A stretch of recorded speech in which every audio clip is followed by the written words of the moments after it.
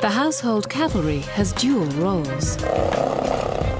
250 horses and men serve the Queen as her ceremonial bodyguard. At the same time, the other half of the regiment is ready to go to war. This time on the Queen's cavalry, gunners of the armoured regiment go to school. No, it wasn't target! Dressing eyes, no! The 12 new boys learning to ride for ceremonial duty will either make the grade... What have you put in there to make these black? ...or face failure. And the cavalry looks back to the cold steel of Waterloo. And the cut!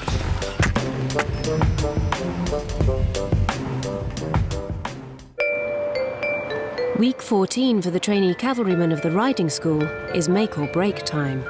Over the last 3 months, these trainee troopers, most of them teenagers who have never ridden before, have endured one of the Army's toughest courses. Each man has had to learn the hard way. Come on, man, not all day! Spending a minimum of 5 hours a day cleaning kit. Just bobbing a jackboot. Suffering 100 daily inspections. And falling off, on average, 11 times. It's a good fall, though. Good roll. I like that. Right! By civilian standards, they have come a long way. But this is the Army, and the course just gets tougher. Come on, let's do that again, gentlemen! Last week, the riding master decided they were not up to scratch. The whole ride really have just lost their composure.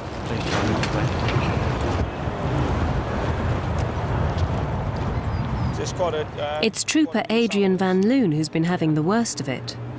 Your blanket's not folded correctly, you've got dust underneath your saddle on this side, your girth is too loose, the definition was not good enough, and you, young man, are not up to the standard required. Why? I don't know, sir. It made me feel so bad, I just wanted to take off my crash hat, throw it on the ground, just literally walk out of the front gate, get on the first plane and go back home. Adrian is from Holland. Despite being far from home, he's going to knuckle down and stick the course out. The riding master, Dickie Waygood, has demanded a re-inspection of his kit. He's in danger of being backridden or having to repeat as much of the course as it takes to reach the required standard. Morning, sir. Morning. Ready for his re-inspection, sir. Lovely. Had, no assistance whatsoever this time, sir. Done it all yourself, is it? Completely. The truth will be shown. Let's go and have a look then. Thank you very much. OK then, so much better round here. Noseband is not good enough. Your noseband needs more padding out and then finishing off properly. Now I understand when you put it on you get scratches, so you should just nylon that off, a little bit of aftercare. However, your black kit round here, that's much better. What have you put in there to make these black? Just put some hoof oil on there. Right. Well, if you put hoof oil on there, yeah, it looks immaculate now, but by the time you've ridden round in the dust... It gets dirty. Exactly. Right. Your black kit is significantly better, but I'm telling you now, it is only just up to the standard required. Your noseband isn't good enough itself, but the remainder of the back kit is only just to the standard required. Yes, sir. You'll go in front of the commanding officer on Thursday. Sir. Yeah. And he'll be made fully aware that you've been a borderline case up till now. Yes, sir. Yeah. So you make sure on Thursday you've got polish on that noseband and it's sharpened up and your black kit is at this level, if not better, otherwise you won't be passing out, young man. Yes, sir. OK, because unfortunately Knightsbridge is not just about riding horses, it's about your turnout on parade, because you have a huge amount of equipment that you've got to make sure is there. Yes, sir. Comprende? Yes, sir. Right, so I want to see that noseband absolutely gleaming for Thursday. Yes, sir. I mean, that was really borderline this morning. I'm going to give him the benefit of the doubt, let him show up in front of the commanding officer. I'll brief the commanding officer when he has a look, but I would say that he is on thin ice. There are only 2 days to go until the ride, and especially Trooper Van Loon have to face the Colonel's parade. Only if they pass that can they start riding in ceremonial kit. The Household Cavalry's state kit reflects their long history. The steel cuirass breastplate dates from 1842 and the ceremonial sword 1892. The battle honours go back 350 years. The regiment's history is the key to its identity. Regimental historian Major General Barney White Spunner is researching one of their finest hours. It happened here in a field in Belgium 190 years ago. The Battle of Waterloo. In 1815, a huge French army under their Emperor Napoleon faced the Duke of Wellington, leading the British and their allies. At stake was the future of Europe. Barney is following in the hoofprints of the Household Cavalry. This is the field in which the Household Brigade spent the night before the battle. They got here late, and they weren't in the best of tempers when they arrived. They had no food, and they slept in lines as best they could, with their cloaks around them and with their arms looped through their horses' reins. It was an absolutely miserable night. There was not only a howling wind, but the rain kept up all through the night. It was, even the hardened veterans had to agree, one of the worst nights any of them had ever spent. It was hardly the ideal preparation for the enormous battle to come. Napoleon was supremely confident on the morning of Waterloo. He therefore ordered the main striking corps of his army to advance and smash a hole straight up the Brussels road and through Wellington's thin line of infantry behind the ridge. The only thing that could protect the foot soldiers from the French attack was the Household Cavalry. Today, nearly 2 centuries later, the tradition of mounted warfare lives on in ceremonial duty. By the French! Look in. As part of his job as riding master, Captain Dickie Waygood has to perfect the horseback fighting skills of his regimental ancestors and pass them on to the cavalrymen of today. OK, a little bit of sword drill. Doesn't do any harm to have a tune-up now and again. Mark, can I borrow your sword, please? OK, there's no need to move the elbow at all. So we go simply from there to there. So the hilt's turned out, the cutting edge of the blade is out. Yoke, swords! Cutting edge there, elbow into the side. Mark over there, that's it there, spot on. From here, we push the whole weight forward, twisting the hilt uppermost. Here we go then, to there. Engage, swords! That's it, so the whole weight's there, and you can feel there, Marco, you've got the whole weight of your body to push that into your enemy. Travelling at a speed of about 30 miles an hour, 3/4 of a ton in weight, including the rider with all his uniform on, being driven into an opponent, then you can imagine the damage that this would do. Engage, and you feel the whole weight there is pushed into the target, so the weight of your body is going to drive the sword home. Well done, good. Key to the drill is the style of the sword itself. At the Battle of Waterloo, the old-fashioned British sword was designed purely for cutting the enemy. This sword here was used at Waterloo, and what's quite unique about this sword is this is a slashing sword. There's a lot of weight in it, and it was designed to slash your enemy. With this sword, we were inflicting a lot of damage by removing the odd limb here and there, and for the French, this had a terrible effect on their morale when they saw a lot of their own actually riding around with amputated limbs or very deep cuts wherever. Using the British cavalry's slashing sword at Waterloo required a set series of drills. So here we go, let's just put it into action and see what it does. At the slope, to the carry, to the pre-guard, to the guard, and the cut. Straight. Imagine the damage you'll insert on an enemy. I mean, look at this. That's just the weight of the sword itself. I mean, I wouldn't call myself a professional swordsman by any stretch of the imagination, but just an amazing piece of equipment, and it must have been daunting having them coming towards you like this. In 1815, the Household Cavalry relied on their skill with horses and swords to defeat the enemy. 200 years later, they rely on their ability with tanks and guns.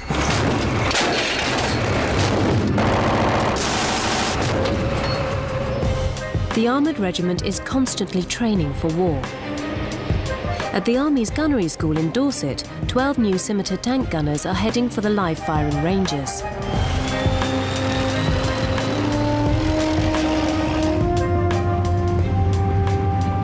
you'll see a marker, and then just below that, there's another black target with a sandy-coloured background. Corporal of Horse John Irwin briefs the troopers on what targets they will be trying to hit. I'm just trying to distinguish between the main armaments and the coaxial targets. Everything up until now has been in the classroom, so he's getting used to the recoil with a gun and of actually firing live. For Trooper Michael Hounsome, it is the first time he's been allowed to fire live rounds. Firing now!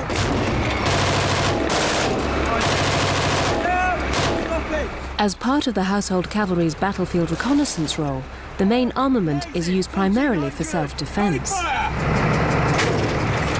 The targets on the range are both static and moving.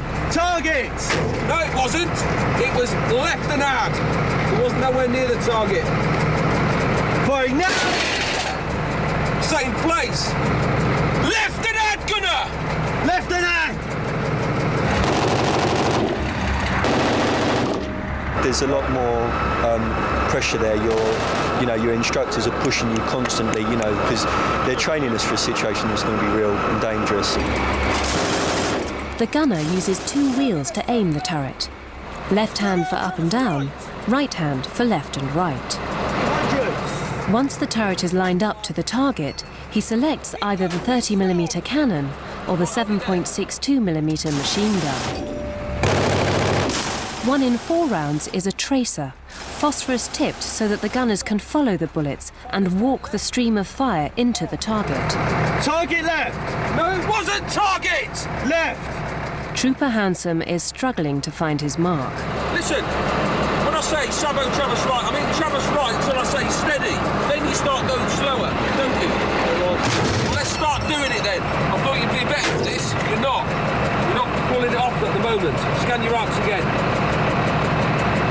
It feels better when you're getting it right, but you've got to go through that learning curve. Okay, you must apply the correct correction. Okay, yeah. Because you haven't got the amount of rounds to waste just to get the rounds onto the target. Okay, I know obviously recruit gunner, that's what we're here for, but you must be more bolder with your corrections, all right? Firing now! Well done. Target! Obviously, I'm a recruit gunner. I've never fired at real targets, but I reckon if they were real, your main concern would be the fact that they can kill you as easily as you can kill them. Next up is Trooper Mark Solis, originally from South Africa and fresh out of basic training.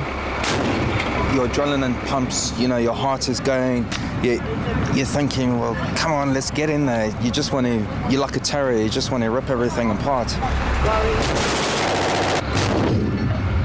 Target! And when you hit that target square on, yes, that's a good kill. Obviously their first time firing, so yeah, they've done really well. They've hit the targets, they've done as they've been taught, so I'm quite happy. Kill the enemy, that's what we're here to do. But as well as killing the enemy, they've set fire to the range. We had to stop the whole shooting because obviously the fire on the range. So what they've got is a fire truck out to go put the fire out and hopefully stop the smoke and stop the damage to the wildlife. Little fire, that's 190 years ago at Waterloo, the air was thick with the smoke of musket and cannon fire. Barney White Spunner's research trip has taken him into the heart of the battlefield. The cavalry's commanding officer, Lord Uxbridge, could see that the French cuirassier cavalry was about to smash into the British infantry, so he launched a blistering cavalry counterattack. They went forward in a trot, a canter, and then a gallop, down to meet the massed regiments of cuirassiers in the low ground just the far side of the ridgeline. The battle hung in the balance. The British cavalry faced superior French weaponry. Their swords were longer, designed for thrusting, and far more lethal in a charge.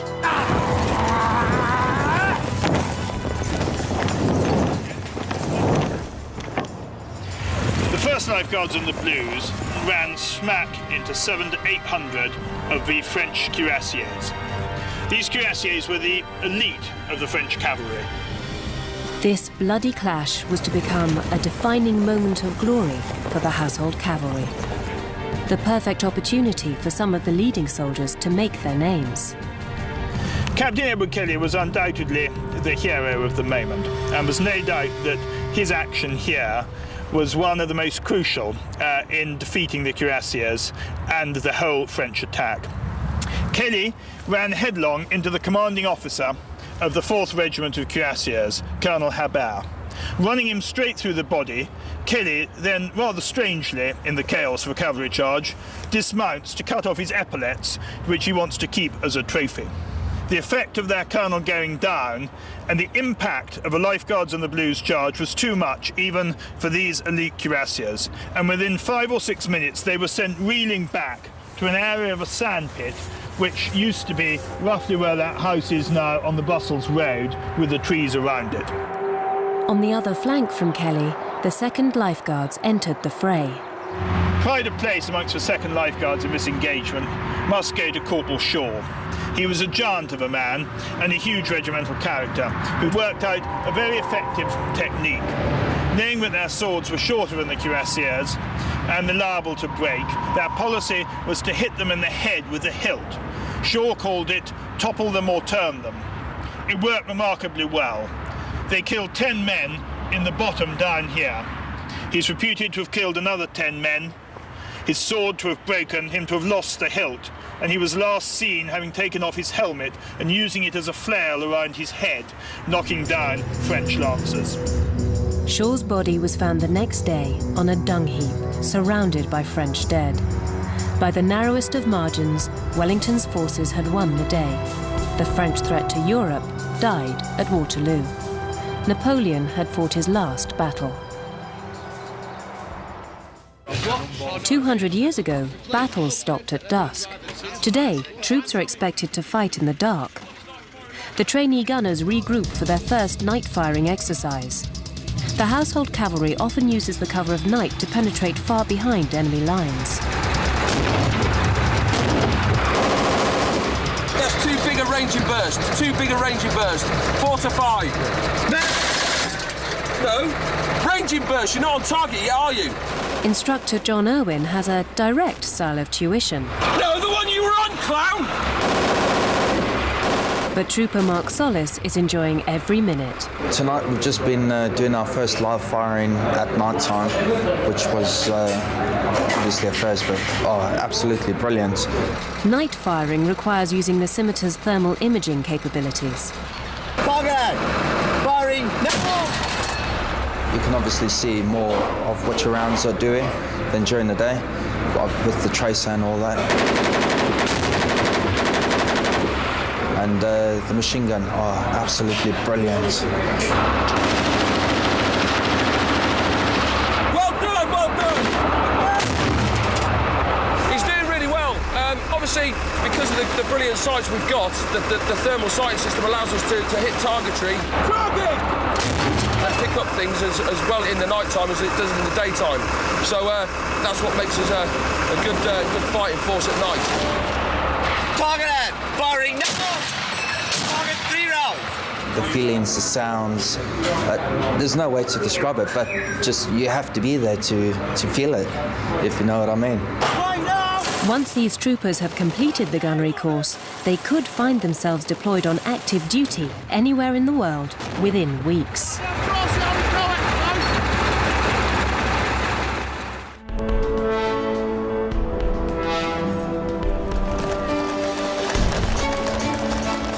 At Knightsbridge, the 12 new recruits have also been suffering sleepless nights. After 14 grueling weeks, the day of their pass-out test has finally arrived. It's a big one today. They get their SD hats, the green hats we wear, so they don't have to walk around in a berry anymore. So they don't look like the new boys. They'll fit in more with the regiment. And it's the first step to them passing out as a fully fledged household cavalryman. So they're all up for it. Everyone's a tad bit uptight. But I mean, we can't wait. We really can't. It's a huge step for us. I guarantee I'll get in there and it'll be more work saddle, more work black kit, more work brass, and sure behind the man go. Glenn Forrest has been polishing his fingers to the bone. We're up till silly hours. Again, doing the kit, doing the saddle, Just trying to get decent turnout or whatever. Whether or not it pays off or not, I don't know. I mean, it all depends on what mode Colonel's in. Adrian Van Loon is not convinced he's going to make the grade. You're thinking to yourself, I'm going to fail this because I cannot do better than what I'm doing now, and they're still picking me up for loads of stuff, and you just want to do something else. My folks back home, they can't get enough of it. They love it. They're so proud of me and stuff. So that means a lot. But yeah, Pock was just proud of me. It's not only the trainees who are under examination. Riding instructor Lee Golder wants his pupils to give a good account of the work he's put in. Hoping they don't buckle like they did on the Riding Masters inspection. That was the toughest one. So hopefully today there shouldn't be that much pressure and it should go without any glitches. Fingers crossed. The test is in 3 stages, starting with the dreaded kit inspection, followed by riding drills, and finally, jumping. It's the waiting that kills. This is all about the army. Hurry, hurry, hurry. Wait. You're late. No pressure at all, you know what I mean? Lieutenant Colonel Valentine Woyker, commanding officer of the Mounted Regiment, has a meticulous eye. First up, Trooper Liam Wakefield. How has Wiseman treated you? Pretty well, sir. Did you ride before you joined? Only had 1 lesson, sir. Really? With who? My sister, sir. I won't really call it a lesson, sir. And what does your sister do? Or does she just keep a horse? She just keeps a horse going. Right. And what prompted you to join the army? My uncle, sir. And what's he do? He's ex-King's Troop, sir. So you joined the Household Cavalry. Is he speaking to you? He's killing Now it's the moment of truth for Adrian Van Loon. Trooper Van Loon riding Admiral, Colonel, sir! I never thought I would pass out because I'm not too good at the cleaning kit, and my kit was always below the standard of everyone else. And today I did it to the same standard, well, maybe just a little bit better than some people, but there were still people way better than me. And during the inspection, everyone came around me and said, oh no, I don't want this. Go away, please, just leave me alone for a second. At the end, when he said you passed the inspection, I couldn't believe it. After that, I just relaxed a bit, so that was all right. Thank you. One of them straight up, straight up. Walk march! Leading file at the quarter marker, left incline, and change the rein, and right, turn, form single, fire! Having survived kit inspection, Van Loon seems to be finding his confidence. Thumbs on tops, gents. Raise the hands. That's it. Well done. Even Dickie Waygood is finding it hard to find fault. Number 2 section left. When I saw them, Colonel, last week, they were very, very tense, very tense. And I must say at the moment, they look completely different people. But it's not over yet. The Colonel wants to see them in the dreaded jumping lane. Can we now go forward to the jumping range? Well done. All right, let's just go in the school, be positive. Let's ride them forwards. All right, strong, positive legs. Get the jumping nipped. Put to bed. Yep. Well done. Thank you very much indeed. That was impressive. And if you can show me the control that you've just demonstrated outside, then in here will be simple. But the main thing is leave the worrying bit behind and just show off a bit in here, okay? Show me what you can do. Okay, first time down there, gentlemen. Come on the first. The best jumpers go first and get off to a promising start. And the next. Oh, can you go forwards? However, even though he has been over these jumps many times before, Adrian Van Loon starts feeling the pressure. Come on, you look like a wet weekend then. The horse didn't want to go, so after a while I had to really kick it to get over the fence. Hey, legs in. So I got it over the first fence with lots of problems, so I ended up wonky anyway. All right, make it happen. And then it just stopped on the second one. Now get him right to the base. Well done. Well done. I literally went feet over the head. Whoop. Well done. I couldn't do anything about it.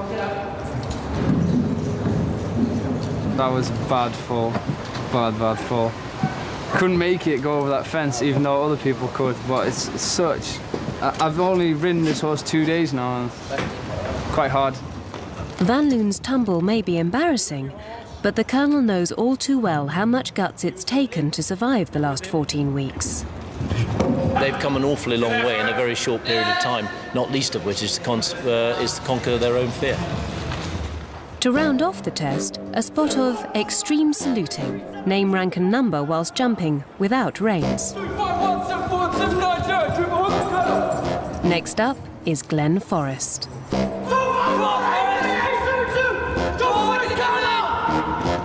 Forrest wouldn't be the most athletic person within the ride, but you know, you've got to give the lad 10 out of 10. He's not really built for riding, and he does get stuck in, and he gives it his best shot every time. Forrest, you've got to come to the centre of the fence, young man, yeah? Circle round, Forrest, round the back of the ride. I mean, come on, you're not going to fit through that gap, are you? Doesn't say.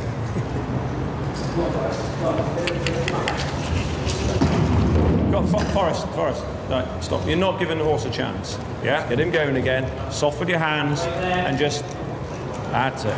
Just trot to the middle of the fence, to the middle.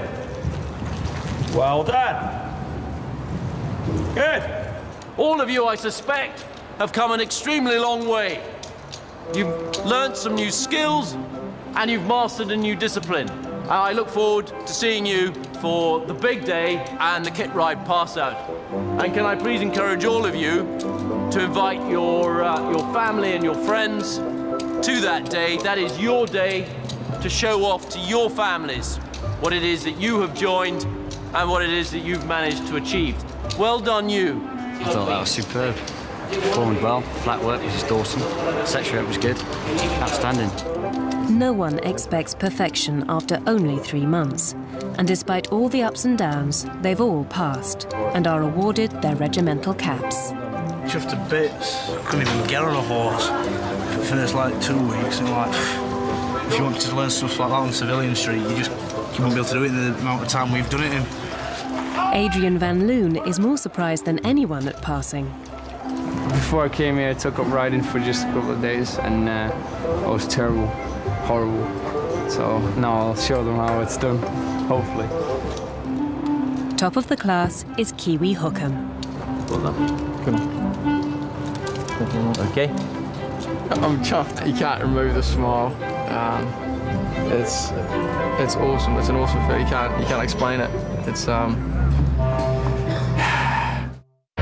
Next time on the Queen's Cavalry, the regiment finds itself on high alert. The indication is that these are suicide bombers, and the instigators of this are Al-Qaeda. And finally, the riding school pass out in front of their parents.